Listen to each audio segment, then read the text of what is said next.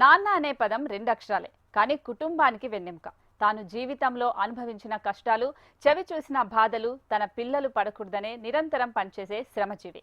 తండ్రిని గౌరవించడంతో పాటు సమాజంలో తండ్రుల ప్రభావాన్ని గుర్తు చేసుకోవడానికి ఫాదర్స్ డే ఒక ప్రత్యేకమైన రోజు. ఈ రోజు ఫాదర్స్ డే సందర్భంగా తన పిల్లలు ఉన్నత స్థాయికి ఎలా వెళ్లారు తదితర అంశాలపై క్లారిటీ ఇచ్చిన దన్నాన నారాయణరావు తన కొడుకు ప్రవీణ్తో మరింత సమాచారం మా శ్రీకాకుళం ప్రతినిధి వరప్రసాద్ అందిస్తారు. నాన్న అంటే ఒక భరోసా, నాన్న అంటే భయం ఉండదు, ఫ్రెండ్లీగా ఉంటారు అనేది ఇప్పుడు నానుడి. ఫాదర్స్ డే సందర్భంగా తండ్రి తనకు బాధ్యత ఏమిటి, తండ్రి పిల్లల్ని ఏ విధంగా పెంచుతున్నారు, సమాజానికి సరిపోయే విధంగా భావి భారత పౌరుల్ని సరిదిద్దేది చేసేది ఉపాధ్యాయుడైతే ఉపాధ్యాయుడి కన్నా ఎక్కువ బాధ్యత తండ్రిదే. అటువంటి ఫాదర్స్ డే సందర్భంగా మన దగ్గర ఒక ఆదర్శ ఫాదర్ మన దగ్గర ఉన్నారు. ఆయన్ని అడిగి వాళ్ళ పిల్లల్ని ఏ విధంగా పెంచారు, డాక్టర్లు చేశారు, అలాగే కోడలను కూడా డాక్టర్లు చేసుకున్నారు. ఇద్దరు పిల్లలను కూడా సమాజ సేవకే నేను వీళ్ళని అంకితం చేస్తున్నాను అని చెప్పి చెప్తున్నారు. అటువంటి నాన్న మన దగ్గర ఉన్నారు. వాళ్ళని అడిగి తెలుసుకునే ప్రయత్నం. సార్ చెప్పండి, మీరు ఏం చేశారు, ఏమిటి, మీ పిల్లల్ని ఏ విధంగా పెంచారు? ప్రస్తుత పరిస్థితులు చూస్తుంటే యువత కొన్ని చెడు మార్గాలు, కొంతమంది మంచి మార్గాలు 50-50 ఉన్నాయి. కానీ ఈ విధంగా మీ పిల్లల్ని ఈ విధంగా చేయడానికి మీరు ఎటువంటి కృషి చేశారు చెప్తే, తండ్రిగా మీ బాధ్యత ఏమిటి, పిల్లలుగా వాళ్ళు ఏమైనా అల్లరి పెట్టారా లేదా అన్న అంశాన్ని చెప్పండి ఒకసారి.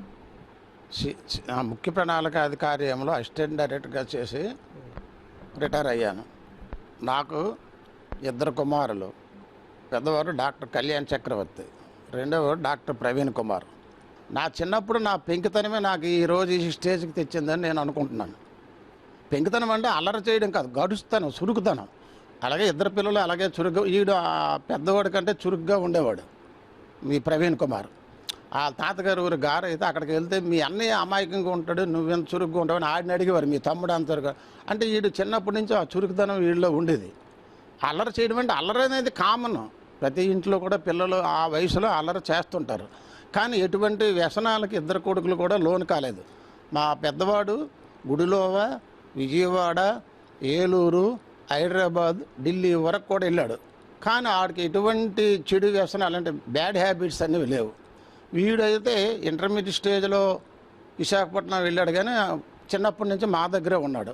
మరి వీడికి కూడా ఎటువంటి బ్యాడ్ క్యారెక్టర్స్ లేవు అని నేను అనుకోవడం కాదు, అది నిజం.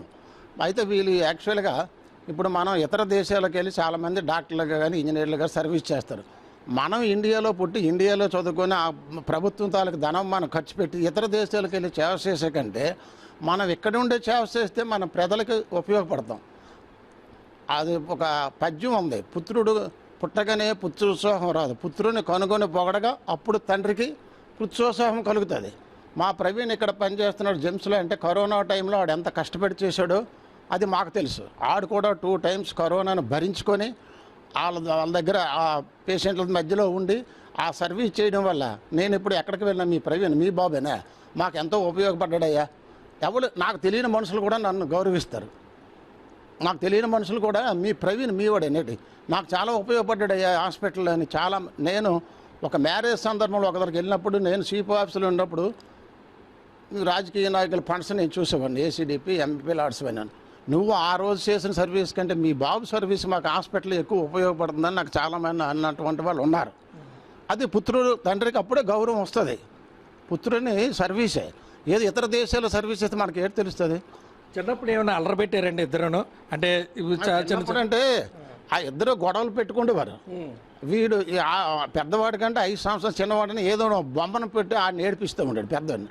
మమ్మీ చూడు తమ్ముడు నా దగ్గరికి వస్తామన్నాడు. తమ్ముడు దగ్గర అన్న జడ్చిపోవడం అంటే మామూలు జడ్డమే. అటువంటి అల్లర చిల్లర పనులు అంతే. మా వాళ్ళ తాతగారింటి కింద వాళ్ళ అమ్మమ్మ అనేది, ఏటి ఇద్దరు పిల్లలు ఇలాగ అల్లరి పెడుతున్నారు, నువ్వు గొప్ప పిల్లల కన్నావులే అని కూడా వాళ్ళ అమ్మమ్మ వాళ్ళ మమ్మీ కానీ రోజులు ఉన్నాయి. అది చిన్న తప్పుడు ఆ తొంటరితనం అది పిల్లలకు ఉండాలి, ఆ చురుకుతనం అది అంటాను నేను. అది అల్లరని నేను అనుకోను, పిల్లలు గడుస్తాను. ఈ ఫాదర్స్ డే సందర్భంగా మీరు తండ్రులకి ఇచ్చే సలహా ఏమిటి? మనం పిల్లలను కన్నడంతో మనం సరిపెట్టుకోకూడదు. పిల్లలు క్రమశిక్షణలో చదివించడము, వాళ్ళు స్కూల్కి వెళ్ళి వచ్చిన తర్వాత చదువుతున్నారా లేదా, ఆటపాటలు కూడా పిల్లలకి ఉండాలి. కానీ వాళ్ళ క్రమశిక్షణ చదువుతుంటే వాళ్ళ బిహేవియర్ ఎలాగుందో మనం ప్రవర్తించాలి. మనం డబ్బులు ఉన్నాయి కదా అని హాస్టల్లో పెట్టి మనం ఇష్టానుసారంగా డబ్బులు వాళ్ళకి పంపించి వాళ్ళు సినిమాలు షికారులు లేనిపోయిన అలవాట్లు కాకుండా వాళ్ళు క్రమశిక్షణతో చదువుతున్నారా లేదనేది మనం చూడాలి ఒక ఆస్పెక్ట్. బట్ వాళ్ళలో కూడా ఆ మంచి గుణం పిల్లల్లో కూడా రావాలి. మీ ఫాదర్ ఏ విధంగా పెంచారు, ఏమిటి పరిస్థితి చెప్పండి? ముందుగా మా ఫాదర్ కోసం చెప్పాలి అంటే చిన్నప్పటి నుంచి మా ఫాదర్ మమ్మల్ని చాలా జాగ్రత్తగా చూసుకునేవారు.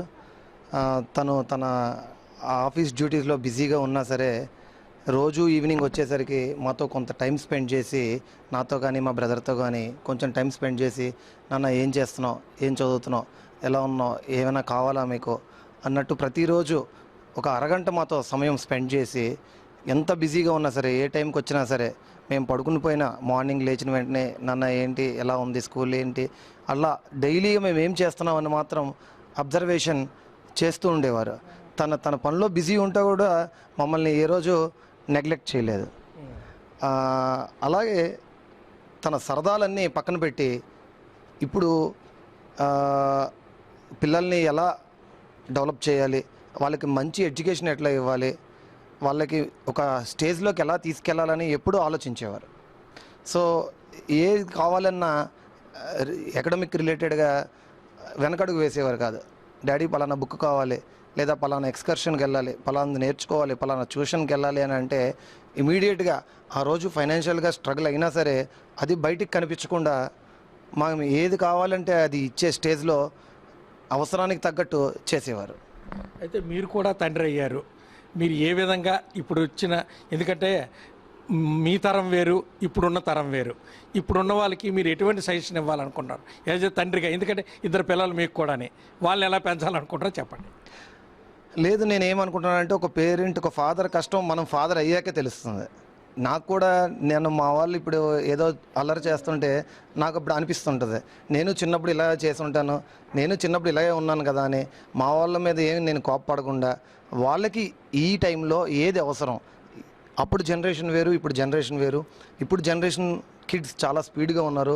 వీళ్ళకి కానీ మనం ప్రాపర్ ట్రైనింగ్, ప్రాపర్గా ఏం కావాలి, ఏ టైంకి అనేది మనం చూసుకుంటే వాళ్ళు they will reach their heights. So నేనేమనుకుంటున్నానంటే అప్పుడు జనరేషన్కి ఇప్పుడు జనరేషన్కి చాలా డిఫరెన్స్ ఉంది. ఇప్పుడు మా పేరెంట్స్ మాకు ఏం చేశారో ఇప్పుడు మేము మా పిల్లలకి అంతకంటే ఎక్కువ చేయాలి, ఇంకా ఎక్కువ అందించాలి సో అని ఎప్పుడు ఆలోచిస్తున్నాం. సో అలాగే మా పిల్లల్ని కూడా various academic classes, online classes ఇవన్నీ పెట్టి extra curricular activities, not only studies అయ్యే కాకుండా అన్నిటిలోని వాళ్ళని ట్రైన్ చేయాలని అనుకుంటున్నాను. నేను ఇప్పుడు జనరేషన్ ఉన్న పేరెంట్స్ అలా చేయాలనుకుంటున్నాను. Happy father's day. I love you daddy. You are best daddy in the world.